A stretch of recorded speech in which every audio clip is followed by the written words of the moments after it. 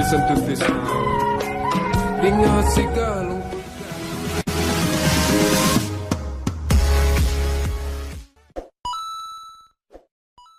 rujak Aceh adalah pisang wak.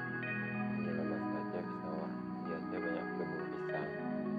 Pisang waknya harus masih belum masak seperti ini.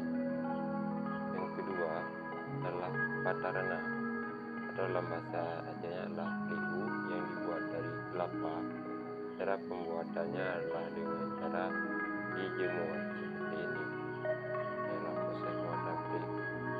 Selanjutnya sediakan garam secukupnya dan cabai rawit yang masih belum masak. Sediakan untuk alatnya adalah ulekan, boleh dari batu atau boleh juga dari kayu seperti ini. Berikut adalah proses pembuatan rujak Aceh. Yang adalah pisang yang masih belum matang, sudah tua, lalu diambil, dikupas. Kita kupas pisangnya. Pisang dipotong-potong lalu diulek sampai hancur, dihancurkan. Ini sangat mudah kita lakukan. Kita masukkan cabai rawit, tapi juga lihat di sini. Prosesnya sangat mudah, cepat. Tambahkan pisang secukupnya, garam dan cabai rawit.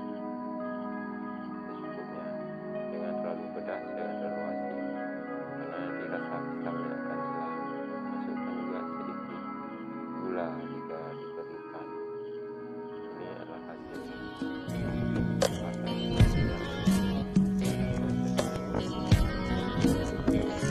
alright, just this stuff, yo.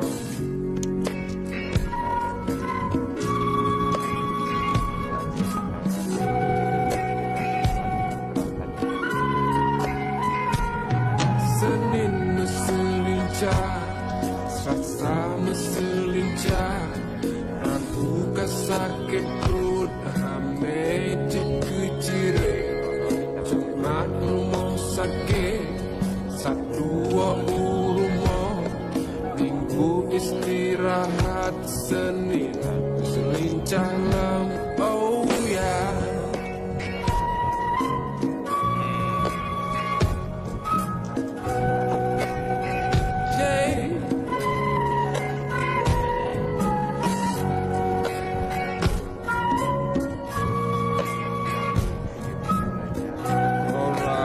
Listen to this now.